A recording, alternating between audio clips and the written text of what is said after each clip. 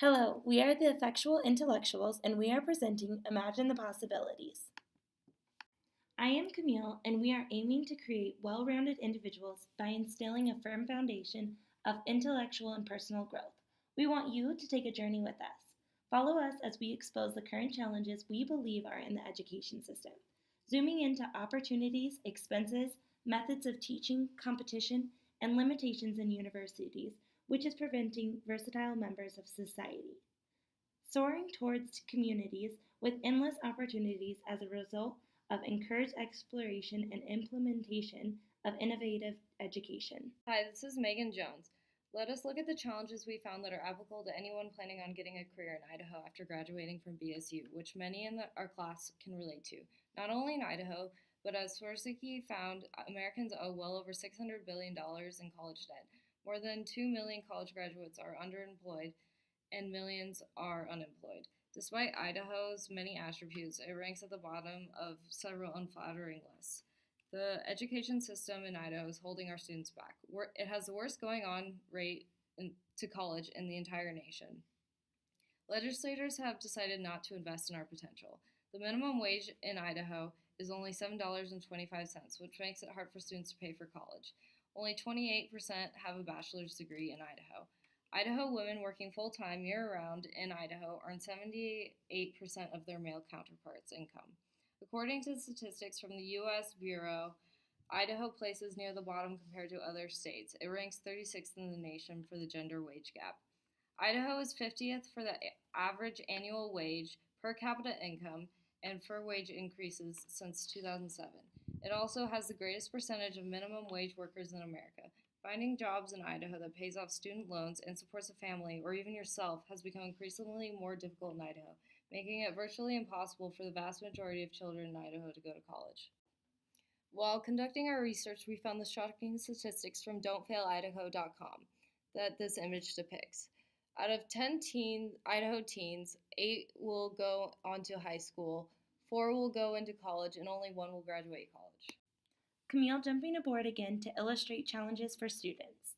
Debt by Degrees highlighted a key issue coined the arms race problem, which shows how colleges compete to lure students by investing in expensive things like fancy facilities.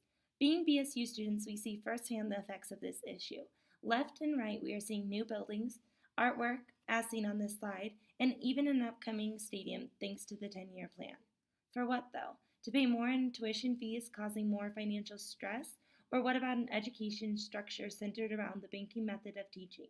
Neither of these byproducts is what well-rounded individuals should be seeking. I'm Megan Elvers, and I will be moving on to the challenges for employees. It is well documented that on average, college graduates earn significantly higher wages than high school graduates. According to the Federal Reserve Bank of Cleveland, current data shows that college degree holders have an 84% increase in earnings versus high school graduates. This gives incentive to the older generations of workers that didn't get a college degree to go back and finish. According to NBC News, in 2009, 40% of students enrolled in undergrad and graduate schools were 25 and older, 17% were 35 and older. This figure is expected to continue rising as more jobs start requiring college degrees. There are many current complications with not having a college-level education in many job fields. My father, for one, works at Micron Technologies as an electrical engineer, and even though he has been there for 25 years and is overqualified for many higher-level positions, he is not eligible to apply because he does not have a bachelor's degree. This is because the hiring committees want to see that a higher education and critical thinking in this job field was achieved.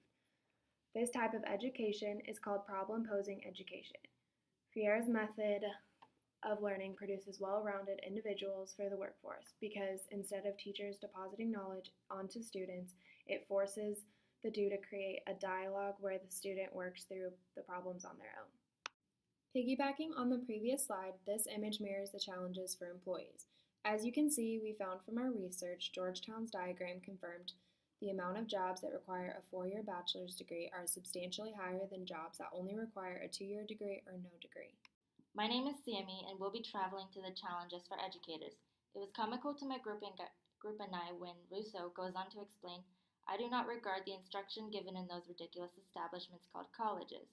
We saw that educators are automatically confined to base their teaching according to whatever the university's stipulations are. The curriculum being taught is specifically based off of a strict structure, reasoning, and standards. This is contradictory to Rousseau's methodology claiming education comes to us from nature, from men, or from things. Educators are often found undervalued in society.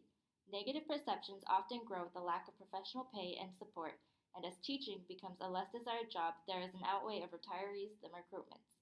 The growing amount of student debt makes students more likely to skirt low paying jobs such as teaching. In our society, especially in Idaho, there are many cuts and little funds for public education. We cannot afford to pay our educators or to provide vital resources for their students. Any aspired educator must reach the minimum level of a bachelor's degree and then require further education from there. With a degree that costs tens of thousands of dollars, teachers cannot afford to pay their student debt and survive off of the same salary. Correlating with the previous slide, these quick facts from the U.S. Bureau of Statistics show the average median pay for any college-level educator, not entry-level, that can be brought into comparison with their educational fees. For educators, it may seem as a higher wage, although considering the financial burdens it has taken to get to that place, the amount of debt is astronomical. I am Remington, and I will be concluding this journey. After digging into what challenges that arise in universities, we were left with the initial question, why college?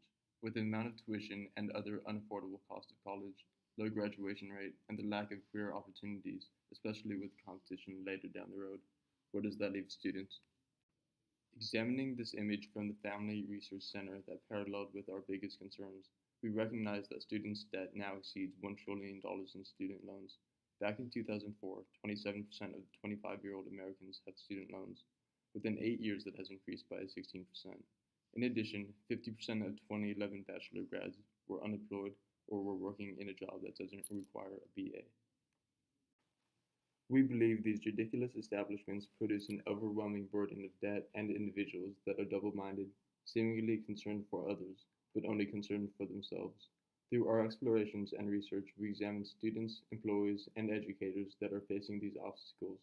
Universities need to instill an exploration of self and the world, cut institutional costs, and implement innovative teachings in order to effortlessly create.